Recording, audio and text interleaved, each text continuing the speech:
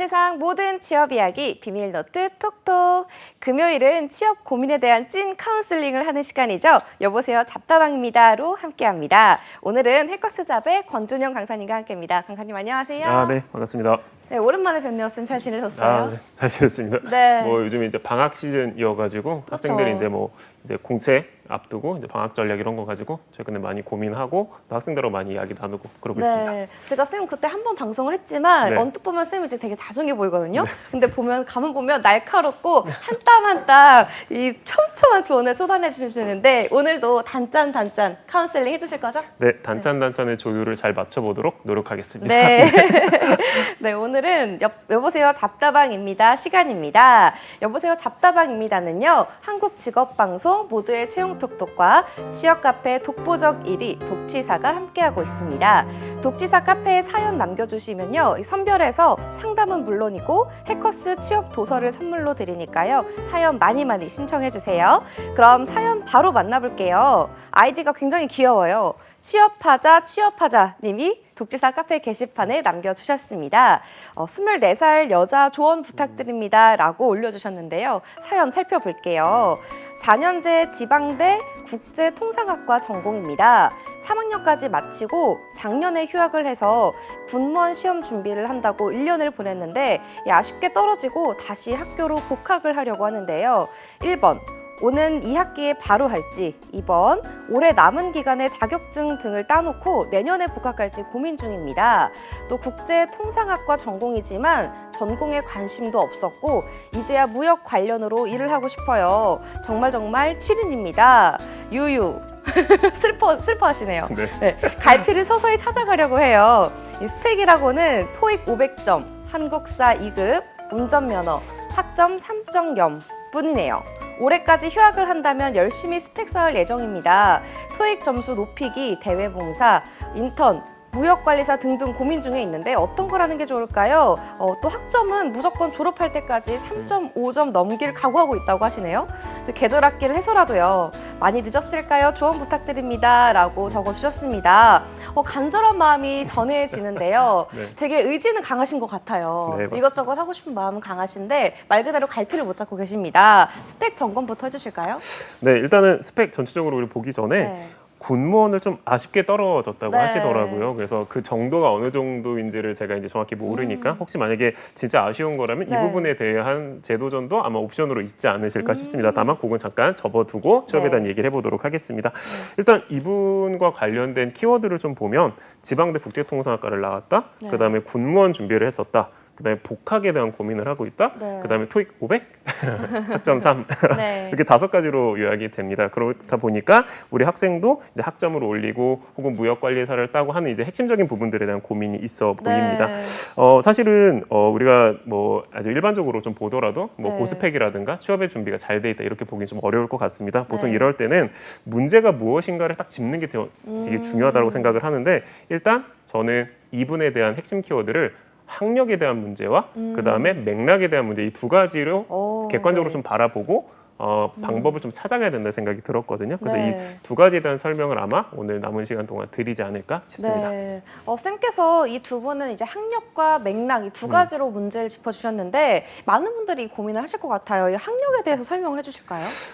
일반적으로 우리가 이제 취업에서의 학력이라고 하는 것은 이제 객관적인 지표 상에서의 이제 학교의 레벨, 그다음에 학교에서 이제 평가 이런 거를 볼 수 있고, 그다음에 이제 학점이 어느 수준인가 이 두 가지가 결합되는 것을 우리가 보통 취업에서의 학력이라고 볼 수 있습니다. 물론 뭐 얼마의 학점을 넘어야 되고 어느 학교만 되고 이렇게 이제 단순하게 보면 안 되겠죠. 왜냐하면 우리가 단순히 보면 국내 영업 직무는 사실은 이런 학력적 요소에서 꽤 거리가 먼 직무라고 볼 수도 있기 때문에 그렇습니다. 근데 문제는 이분이 하시고자 하는 국제통상을 전공 베이스로 한 이 무역 직무는 기본적으로는 공대의 속성을 가지고 있다. 학업 성취에 있어서는. 왜냐하면 학업 과정에서 본인이 실습하거나 배운 것들이 실무랑 연결되는 이 연결고리가 거의 기계나 전자공학에서 우리가 보통 이 상징적으로 보여지는 부분과 유사하기 때문에 학업 성취라고 하는 부분, 즉 학점이라고 하는 부분이 굉장히 중요해서 이분이 3.5 넘길까고 하고 있다 그랬잖아요. 그러니까 이것은 아마 반드시 지키고 만약에 된다면 조금 더 높은 수준의 확보가 필요하다라는 말씀을 드립니다. 그래서 그 어떤 것보다 학점을 최소한 3점 중후반대로 만드는 것이 이 직무와 이 전공에서 되게 중요하다. 있다라는 말씀을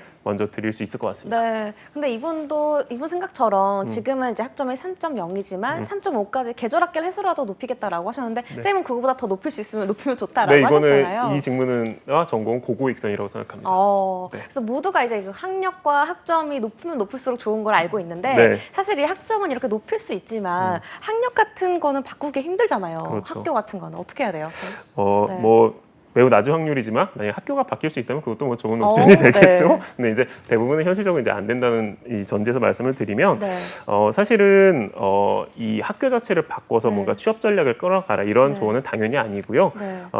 제가 아주 좀 현실적인 조언을 하나 드리고 싶었던 네. 것 같습니다. 이분이 이제 저한테 아주 솔직하게 이제 지방대 국제통상학과라고 말씀을 해주셨단 맞아요. 말이에요. 그러면은 이제 취업의 현실에서 네. 그래도 우리가 대기업을 노릴 수 있는 지역 대학교가 네. 저는 뭐 제가 지명은 하지 않겠지만 네. 한 3개에서 5개 정도로 저는 좀 좁혀진다고 봅니다. 이건 이제 문과 기준으로 말씀을 드리는 네. 겁니다. 그래서 우리 학생이 만약에 우리가 일반적으로 한 3에서 5위권 안에 드는 지역대다라고 네. 하면은 대기업 위주의 채용을 진행을 할 수 있겠죠. 그렇기 때문에 취업 전략이 달라지는 건데 만약에 그게 아니다라고 하면 우리가 소위 말해 삼성, LG, 현대 등의 대기업 네. 채용에 대한 비중은 매우 낮게 가져가거나 하지 않는 방식의 중견기업 기반의 채용으로 끌고 가야 되기 때문에 네. 이 판단은 되게 중요하다고 생각을 합니다. 저는 네. 대기업 취준과 중견기업 취준은 준비 맥락부터 되게 다르거든요. 예를 들어서 인적성에 대한 비중 문제가 있을 수도 있고요. 네. 그다음에 자기소개서 준비를 할 때 어느 기업을 타겟으로 할 것인가 이런 문제가 있어서 네. 저는 이 학교, 소위 말해 학교 수준과 학력에 대한 말씀을 드린 것은 바로 이 대기업 위주 전략이냐 중견기업 위주 전략이냐 요거에 대한 조언이었다 이렇게 네. 말씀을 드리고 그럼 그 싶습니다. 맥락이 또 중요하다고 하셨잖아요. 맞습니다. 또 이분이 맥락이 문제라고 하셨는데 그게 어떤 부분인가요?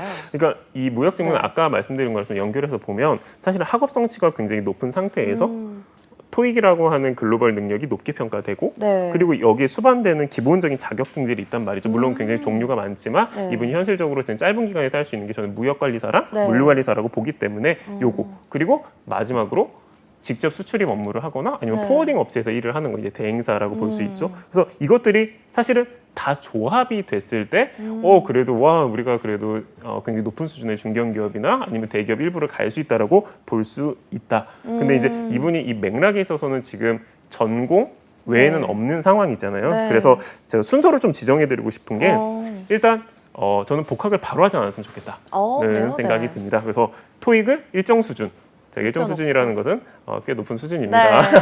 그래서 만약에 800점 이상이면 되나요? 저는 800 중반 정도를 네. 말씀을 드리고 싶고요. 그리고 무역관리사랑 물류관리사 중에 최소한 하나가 취득됐거나 네. 아니면 이 정도면 어느 시점에 딸 수 있겠다는 확신이 들었을 때 네. 그때 복학에 대한 것을 실제 실행하시고 네. 그러고 나서 학업을 마무리하시면서 이제 인턴이나 계약직이나 아르바이트 형태로 직접 수출입 업무나 포워딩 그러니까 순서를 이렇게 끌고 가시면 네. 저는 아마 굉장히 많은 기회, 면접 기회를 부여받으실 수 있을 것 같다라는 네. 생각이 듭니다. 그래서 다 준비하는 게 중요한데 순서가 중요하고 네. 복학 시점 고민 잘 해보셔야 될 것 같다 네. 이런 생각이 듭니다. 그럼 혹시 이분이 전공을 살린다면 어떤 걸 하는 게 좋을까요? 전공을 살린다라고 했을 때는 네. 저는 크게 두 가지의 진출 방식밖에 없다고 봅니다. 네. 그러니까 공기업을 제외하고 놓고 보면 네. 직접 이 우리 기업에서 생산한 것들을 수출입을 하는 수출입이나 해외 영업을 직접 하거나 네. 아니면 대행, 즉 물류랑 통관 전체를 총괄해서 고객사들의 업무를 대행하는 포워딩 이 두 가지밖에 선택지가 없고 사실 이 두 가지는 교차 지원, 즉 이 포괄적인 지원도 가능하기 때문에 네. 전공을 살리신다면 결국 수출입 해외 영업 업무냐 아니면 포워딩 업무냐 뭐 이 두 가지 다 하느냐 외에는 선택지가 없어서 그 외 선택지면 전공은 파르르 이제 날아가는 거죠. 그럼 이분이 말씀하신 그 무역 관련 직무랑 이 전공을 살리는 직무랑은 방향이 그럼 맥락이 달라지는 건가요? 많이 달라요? 그렇지는 않습니다. 그래요? 그러니까 네. 이분이 이제 국제통상 전공으로 했을 때 무역으로 가는 것은 굉장히 맥락상 일치된다고 볼 수 있죠. 근데 제가 말씀드린 이 맥락이라고 하는 것은 현 시점에서 진단을 했을 때 이 네. 직무에서는 그래 너 무역 직무를 향해서 전공을 이걸 선택했고 토익을 올렸고 자격증을 땄고 경험을 했구나 이거를 요구하는데 사실 이분은 저 전공했습니다 외에는 없기 때문에 그쵸. 그래서 과연 네. 유의미한 기업에서 기회를 받을 수 있을까라는 말씀이었고 전공 자체는 사실은 무역과 뭐 완전히 밀접도가 높은 거라서 네. 이 앞으로의 한 제가 말씀드린 네. 토익 업무 경험, 무역관리사, 네. 물류관리사 이 세네 가지 과정이 한 1년에서 1년 6개월 사이에 굉장히 빠르게 좀 보완이 돼야 될 그래요? 걸로 보입니다. 1년에서 1년 6개월 사이에는 좀 하는 게 좋겠다. 나이도 있으니까 그렇게 말씀하신 것 같은데 맞습니다. 또 쌤이 아까 말씀하셨던 것 중에 이분이 군무원 시험 준비를 하셨는데 네. 아쉽게 떨어졌다고 적어주셨거든요. 네. 그 아쉬운 정도가 어느 정도일 때면 다시 재도전하면 좋을지 이런 것도 조금 궁금해요. 그러니까 저는 기간이 좀 짧은 것 같아요. 이거는 네. 저도 이제 전공이 법학 전공이라서 네. 이제 물론 저는 군무원은 아니지만 좀 뭐 주변에서도 그렇고 네. 제 학생들 중에도 이제 공무원, 범공무원 이제 준비를 하는 친구들 보면 물론 뭐 1년이면은 개인이 객관적 판단을 할 만한 그런 시기라고는 봅니다. 이제 네. 그럼에도 불구하고 합격생들의 이제 평균이 2년에 이제 조금 그래요? 다가 있다는 것을 고려했을 때는 네. 기간적으로는 그렇게 긴 준비를 하신 것 같아 보이지는 않거든요. 예, 그렇기 맞아요. 때문에 기간 대비해서 내가 소위 말해 시험 성적이나 이런 성취가 어땠는지에 대한 좀 판단이 필요해 보이기는 합니다. 근데 이제 뭐 시험 중단하시는 건 여러 가지 이유가 있기 때문에 아 그런가? 네, 지치셨을 네. 수도 있고요. 뭐 네. 여기에서 제가 좀 조심스럽기는 한데 뭐 그냥 보이는 걸로만 놓고 봤을 때는 1년 준비해서 불합격했다. 근데 아쉽다. 이러면 보통 많은 경우에는 한 번 더, 한두 번 더 재도전하는 경우가 네. 좀 더 많은 게 일반적인 것 같다라는 뭐 그 정도의 말씀이었습니다. 네. 사실 이분처럼 이런 뭐 군무원 시험이나 뭐 공무원 시험을 준비하다가 이렇게 다시 취업을 하겠다라는 친구들이 많잖아요. 맞습니다. 또 학력이나 이런 스펙들도 이런 대중적인 그런 학력과 스펙인 것 같거든요. 보통 이런 일반적인 이런 취준생들이 취업하는데 많이 고민이 있나요? 그렇죠. 그러니까 네. 일단 공무원이나 군무원 혹은 네. 공기업까지도 이 준비를 하신 분들이 네. 어떻게 보면 사기업으로 올라오면 사실 제가 아까 말씀드렸던 이 맥락에서 큰 문제가 발생합니다. 그러니까 우리가 보통 이걸 학생들이 공백이라는 표현을 쓰는데 맞아요. 사실은 공백이 만약에 설명만 된다면 네. 예를 들어서 뭐 1년 6개월을 뭐 저도 옛날에 휴학을 했지만 네. 휴학을 했는데 뭐 설명이 된다면 사실 네. 기업 입장에서는 어떤 내적 성장을 했다 이렇게 네. 판단을 할 수 있는 기간이죠. 근데 이제 기업 입장에서는 또 반대로 얘가 공무원 시험이나 군무원 시험 준비하다가 안 되니까 우리 기업 지원한 거 아니야? 라가 맞습니다. 될 수 있잖아요. 그거를 맞습니다. 어떻게 만들어야 되겠네요. 맞습니다. 네. 그래서 보통은 이제 대기업권, 그러니까 네. 그리고 대기업에 준하는 중견기업에선 공무원이나 혹은 이 유사한 시험 준비를 하신 분들이 만 2년이 넘어간다라고 하면 우리가 손에 꼽을 만한 어떤 네. 뭐 특정한 대학이나 전공 출신이 아니면 사실은 사기업에서 좋은 성과를 얻기는 좀 쉽지는 않습니다. 네. 그래서 보통 그분들이 선택을 하는 것이 네. 스타트업 에서 네. 그러니까 직무는 지정을 하는 거죠. 왜냐하면 본인이 이제 어느 정도 판단은 되잖아요. 네. 그러니까 내가 공무원을 하려고 했었던 것은 뭐 인사 직무를 하고 싶었던 거다. 아니면은 행정성 업무면 다 된다. 영업은 네, 뭐 네. 제외하고 이런 판단이면 사실은 좀 낮은 수준의 네. 그런 기업에서 업무를 시작을 하는데 스타트업은 근데 낮은 수준이라고 보기는 좀 어렵긴 합니다. 네. 지금도 보면은 뭐 네. 우리가 소위 이제 주요 취업 포털 같은 데서 보면은 네. 사실은 굉장히 유망한 사업을 전개하는 네. 그런 스타트업 기업들이 인력난에 시달린다는 것을 우리가 좀 쉽게 확인을 할 수 있기는 합니다. 네. 그래서 공고가 계속 올라와요. 업데이트돼서 그래요? 올라오고 마감 기한이 계속 늘어나고 그래서 들어오면 좋다라는 막 홍보도 하고요. 그래서 저는 공무원 준비를 하고 나서 와 사기업에 못 들어온다라고 단정하는 것은 또 스타트업이나 혹은 중소기업에서의 유의미한 경험을 너무 또 배제한 것이다라고 볼 수 있기 때문에 만 2년 보통 만 2년이 많으니까요. 만 2년 정도면은 바로 대기업으로 직진입하고자 하는 전략은 좀 폐기를 하고 우회 전략을 갈 필요가 있고 네. 그렇다 보면은 우리가 이제 대표적으로 IT를 기반으로 한 스타트업이나 어. 이런 데서 직무만 딱 맞춰서 들어가면 네. 본인들도 사랑고랑 결합해서 또 좋은 기업에 가는 경우도 네. 많더라. 말씀드리고 싶습니다. 네, 알겠습니다. 근데 전 또 궁금한 게 사실 저는 사실 뭘 준비할 때 플랜 B가 있는 걸 좀 좋아하거든요. 네, 저도 그래서 그렇습니다. 이분이 안 그래도 군무원 시험도 좀 아쉽게 떨어졌다고 굳이 적어주셨으니까 네. 만약에 이것도 아쉽다면은 준비를 하면서 또 이런 무역관리사나 물류관리사 같은 자격증을 취득하고 동시에 뭐 준비를 해도 나쁘지 않을까요? 저는 그러니까 이분이 아쉽게 떨어진 정도가 참 중요하다는 생각이 그게 듭니다. 중요한 거예요? 그러니까 네. 제가 사실은 이 사례였었거든요. 그러니까 어. 저도 특정한 시험 준비를 하면서 네. 이걸 계속 할까? 취업을 할까? 이런 고민했었던 시기가 있었고 너무 많죠. 주변에도 네. 학생들 중에도. 근데 우리가 이제 제가 이때 많이 하는 얘기가 네. 이제 이론상으로는 가능하나 현실적으로 이 두 개가 동시 가동돼서 뭔가 한쪽에 뭐 확 결정되거나 그렇죠. 뭐 그런 경우는 거의 없더라. 사기업 취업이 그렇게 또 만만한 영역이 네. 아니기 때문에 아마 한쪽에 의사결정을 좀 하기는 해야 된다라고 생각을 하고 오히려 우리가 플랜 B라고 한다면 네. 사기업에서의 직무나 여기에서의 오히려요? 플랜 B가 더 필요하다라는 생각이 듭니다. 그러니까 제가 하나 좀 유의미하게 봤던 게 이분이 그 평소에 별로 관심이 없으셨대요. 네. 그래서 여기 그러니까 네. 이 무역이나 그러니까 본인 전공을 살리는 것에 맞아요. 크게 관심이 없었다. 이제야 무역 관련으로 일하고 싶다고. 맞습니다. 네. 그래서 국제통상학과가 사실은 옛날에 무역학과인 거잖아요. 네. 그렇다 보니까 이분이 관심이 없다는 의미는 아마 전공에서의 여러 뭐 실습이나 뭐 그쵸. 멘토링 이런 과정을 통해 흥미가 없었거나. 그렇죠. 흥미가 네. 없었던 걸로 보이기도 합니다. 네. 네, 그렇기 때문에 자격증을 이제 만들어가는 과정이다. 근데 나는 이 일을 하고 싶지 않다는 만약에 그 정도였던 확신이 있다라고 한다면 많이 없기 때문에 네. 경험이 직무 전환도 저는 가능하다. 어. 왜냐면 어차피 새로 그려야 되는 거잖아요. 그쵸. 예, 그런 관점에서 보면 뭐 아예 뭐 IT 쪽으로 가시거나 이거는 아예 새로운 교육의 관점이라고 볼 수 있는데 예를 들어서 이 전공을 기반으로 해서 네. 예를 들어서 해외 영업을 한다든가 아, 국내 영업을 한다거나 아니면은 본인이 만약에 여기서 추가적인 자격증의 경험이 있다면 네. 인사 총무 정도까지는 이 전공에서 하시는 분들 많이 있습니다. 예, 가능하다. 특히 어학 실력이 뛰어나시다는 전제에서는 결국은 이 뭐 크고 작은 네. 결국은 수주권의 성사 계약 네. 이행을 해야 되는 이 해외 영업에 대한 부분 이슈가 있는데 네. 제가 그 얘기를 좀 덜 드린 건 토익이 높지 않으시더라고요. 그래서 일단 그러다 토익을 보면 좀 점수를 그쵸. 시켜야겠네요. 여기는 이제 말을 되게 잘해야 되거든요. 어. 그래서 말씀을 그러니까 영어로 말은 되게 잘하시는데 토익 점수만 낮을 수도 있기는 그럴 수 하죠. 있죠. 네, 그렇다라고 하면 당연히 굉장히 원어민 수준의 네. 톡이 네, 필요한 좀 해외 확률 낮아 영업도 보이긴 하네요, 쌤. 약간 낮아 보이고 그래서 네. 해외 영업은 사실은 제가 적극적으로 말씀드리고 싶었는데 네. 아마 그건 좀 어려울 것 같아서 그 옵션은 말씀을 좀 안 드렸던 네. 것 같습니다. 근데 이분 같은 사람이 참 많아요, 원래. 왜냐면 자기 직무 적성을 찾는 게 참 어렵거든요. 맞습니다. 원래 그 성적대로 학교를 가거나 전공을 선택하는 게 대부분이잖아요. 네. 그래서 그렇게 늦게 찾는 분들이 많은데 좀 빨리 찾을 수 있는 방법이 있을까요?